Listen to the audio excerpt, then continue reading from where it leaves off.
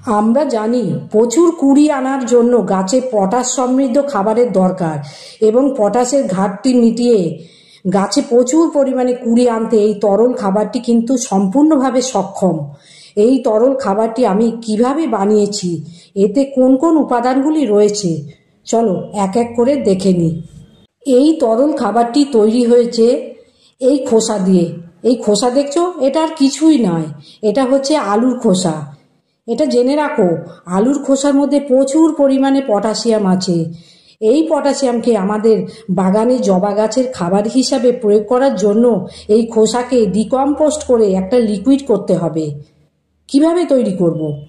এই লিকুইড খাবারটা যেটা গাছে প্রয়োগ করলে মাটি ঠান্ডা থাকবে এবং পটাশিয়ামের ঘাটতি মিটিয়ে আমাদের গাছে প্রচুর কুড়ি আনবে। এই লিকুইডটা তৈরি করার জন্য আমাদের 2-3টি আলুর খোসা নিতে হবে। আমরা এই আলুর খোসা রোদে শুকিয়ে 24 ঘন্টা জলে ভিজিয়ে রাখলে একটা লিকুইড তৈরি হবে। আর চটজলদি যদি এই লিকুইড খাবারটা তৈরি করতে চাই, তাহলে তাজা আলুর খোসাগুলি মিক্সিতে পেস্ট করে নিলে তাহলেও আমরা এই কালারের লিকুইডটা পাবো। এই তরল খাবারটি কিন্তু এখনও রেডি হয়নি গাছে প্রয়োগ করার জন্য, কারণ এতে খোসার আবরণগুলো রয়ে গেছে।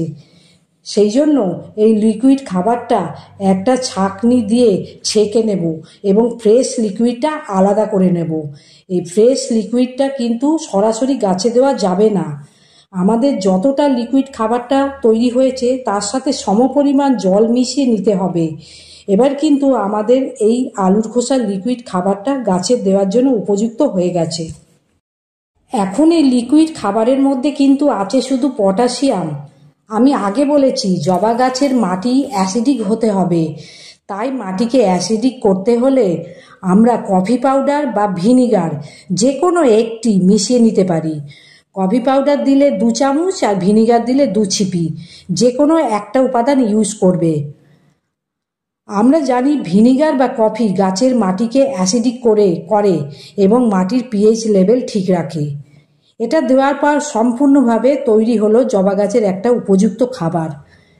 এখন তোমার গাছের সংখ্যা অনুযায়ী খাবারটা বানাবে।